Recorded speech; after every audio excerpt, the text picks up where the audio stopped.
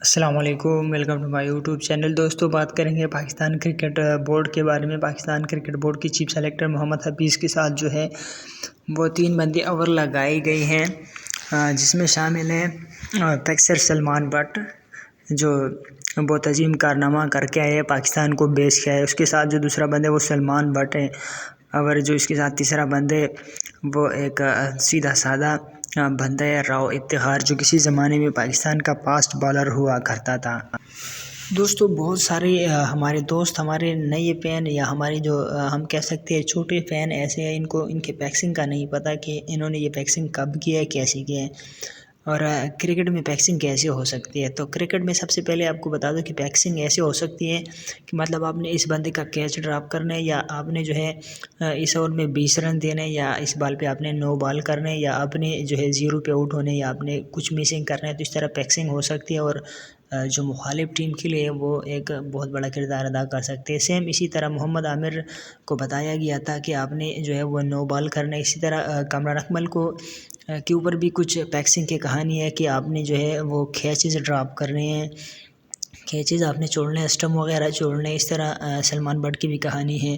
तो ये कहानी हुई थी न्यूजीलैंड में, ठीक है। और फिर जो है इन तीनों को, मोहम्मद आमिर, आसिफ और इसके साथ जो है सलमान बट, ये पकड़े गए थे इंग्लैंड में, ठीक है। बहुत कम अमाउंट के हाउस, यानी 1500 पाउंड के हाउस इन्होंने जो है अपने मुल्क को भेजा था, और अपने मुल्क को जो है वो बदनाम किया था। अब कहानी ये है कि सलमान बट को जो है वो पाकिस्तान सेलेक्टर का जो है वो एक मेंबर बना दिया गया, क्योंकि जो चीफ सेलेक्टर है वो मोहम्मद हफीज़ है। उनके साथ 3 बंदे लगाए गए हैं। एक राव इफ्तिखार है, जो किसी ज़माने में पाकिस्तान का फास्ट बॉलर हुआ करता था, एक सीधा साधा बंदे है। इसके साथ जो है दूसरा बंदा है कामरान अकमल। इस पर भी जो है वो पैक्सिंग की कहानियाँ हैं, क्योंकि उसने रोज टेलर का जो कैच ड्रॉप किया था, इसके अलावा भी कैचेस और स्टंप वगैरह जो है वो मिस किए थे। लेकिन पता नहीं उसने कौन सी ऐसी नेकी किया था जो ये बच गया, पकड़ा नहीं गया। लेकिन सलमान बट और मोहम्मद आमिर तो पकड़े गए थे, उन पे 5-5 साल जो है वो इनको सज़ा हुई थी, और इनको जो इंटरनेशनल क्रिकेट था उनसे जो है उस पर पाबंदी लगाई गई थी कि 5 साल तक ये लोग इंटरनेशनल क्रिकेट नहीं खेल सकते। अब उस बंदे को जो है वो पाकिस्तान क्रिकेट बोर्ड का जो सिलेक्शन कमेटी है उसका जो एक हिस्सा बनाया गया है।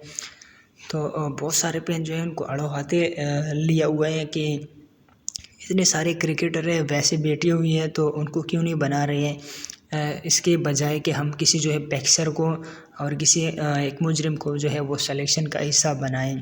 क्योंकि अगर मेरिट को देखना चाहिए तो आपके पास जो है यूनुस खान आपका जो है एक बहुत बड़ा स्टार है। इसके साथ आपके जो है शाहिद अफरीदी है, शुएब अख्तर है। ऐसे में कितनी मिसालें आप लोग को दे सकता हूँ, लेकिन उनको नहीं बनाया गया और इसको बनाया गया। हालांकि बनाना तो उसको चाहिए था।